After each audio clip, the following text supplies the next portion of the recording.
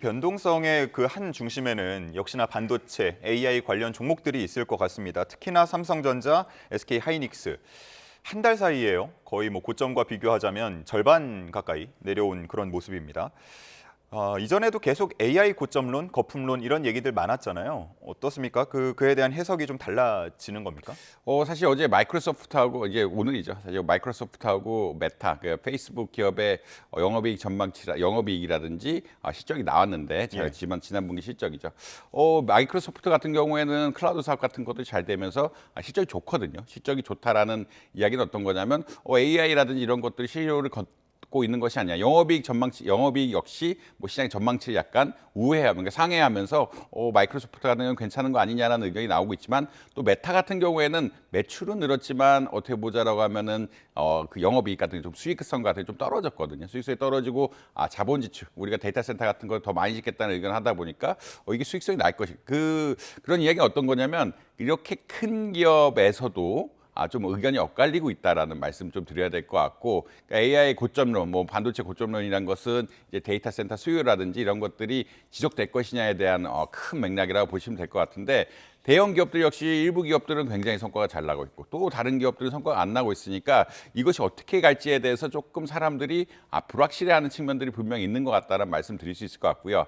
그 다음에 이제 아무래도 메모리 반도체라든지 반도체 주가가 너무 많이 너무 빠르게 오르다 보니까 기관들이 기본적으로 매도하려는 인센티브 이런 것들이 겹침에 따라서 주가의 변동성이 좀 클 수밖에 없는 이런 상황들이 발생을 하고 있다. 더군다나 이제 레버리지 상품까지 겹쳐 있다 보니까 이 레버리지에 대한 좀 지나친 의존도 이런 것들이 겹치면서 주가가 좀 크게 변동하고 있는 것이 아니냐. 실적 자체는 어제 SK 하이닉스 역대급 실적이거든요. 너무나 좋은 실적을 거뒀는데 그럼에도 불구하고 좀 시장의 기대보다 약간 모자르다 보니까 이런 큰 여파가 나올 정도로 좀 시장의 불확실성이 크다. 아까 마이크로소프트와 메타 이야기처럼 시장의 뭐 대기업 자체의 불확실성이 큰 상황이기 때문에 어떤 개인 투자자들은 좀 조심할 수밖에 없는 이런 상황들까지 이어지고 있는 것이 아니냐 이런 말씀 드려야 될 것 같습니다. 예. 이 변동성의 원인 중 하나로 단일 종목 레버리지 ETF가 꼽히고 있는데 국회 앞 근조 화안에서도 이거 폐지하자 이런 목소리 계속 나오고 있고요. 자, 그런데 이틀째 급락을 하고 있지만 개인들은 이 레버리지 종목 매수를 하고 있다고요. 이제 아무래도 주가가 반등할 것이라고 예측을 하게 되면은 이게 바닥이다라고 생각을 하게 되고 바닥에서 주가 오를 거를 생각하면 두 배를 올리는 것이 사실 굉장히 좋은 전략이긴 하거든요. 워낙 30% 이상 지수가 빠지다 보니까 주가가 올라가야 되는 것이 아니냐라는 기대감도 역시 있는 것 같고요.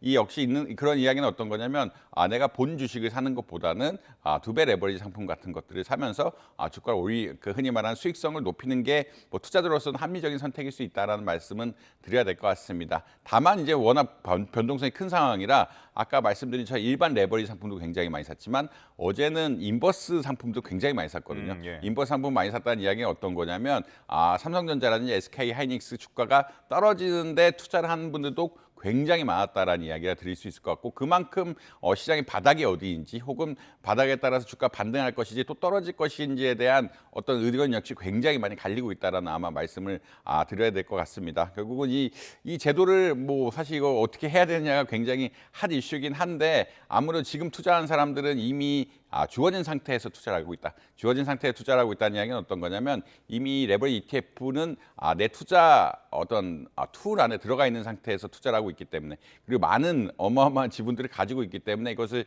쉽게 제도적으로 고치기는 뭐 어려운 상황이긴 하다. 뭐 이런 말씀까지는 덧붙여야 될 것 같습니다. 예. 자, 그래서 이 변동성에 과연 개인 투자자들이 잘 대처하는가 하고 볼 수 있는 자료가 하나 있는데 보면 ETF 투자액으로만 56조의 손실을 본 것으로 추산된다라는 자료가 있습니다. 특히나 또 흔치 않게 비투를 한다라는 그 얘기들도 많이 들을 수가 있는데 문제 없겠습니까? 아무래도 이제 레버리지 상품이라든지 비투는 변동성 장에서는 굉장히 안 좋은 상품이다라는 말씀드릴 수 있을 것 같고요. 결국은 이제 오를 때는 좋지만 떨어질 때는 흔히 말하는 의미복리 효과죠. 그러니까 20% 떨어지고 20% 오르면 사실 3, 4%씩 손해 보는 게 정상적인 상황이기 때문에 굉장히 위험한 상품이다라는 말씀 드릴 수 있을 것 같습니다. 결국은 이게 흔히 말해서 이제 사람들이 투자 심리가 어떻게 되냐면 보통 좀 돈을 많이 잃었을 때 레버리지 상품 같은 걸 통해서 이제 반등시키려는 그런 인센티브 같은 것들도 있거든요. 그런 심리 같은 것들이 있기 때문에 레버리지 상품이라든지 신용을 통해서 손해를 메꾸려는 이런 투자 경향성도 있긴 한데 그런 것들 지금 같은 변동성 장에서는 되도록이면 안 하시는 게 좋은 것이 아니냐. 워낙 아까 말씀드린 것처럼 지금 레버리지 상품도 많이 사고 인버스 레버리지 상품도 굉장히 많이 사고 있는 상황이라서 시장의 어떤 기대의 어떤 폭이 굉장히 그 범위가 굉장히 넓다라고 아마 이해하시면 될 것 같고 그 말은 돈을 크게 벌 수도 있지만 돈을 크게 잃을 수도 있는 상황이라 아무래도 비투라든지 레버리지 상품 같은 것들은 좀 자제해야 되는 이런 상황들이 아닌가 이렇게 생각을 하고 있습니다. 예.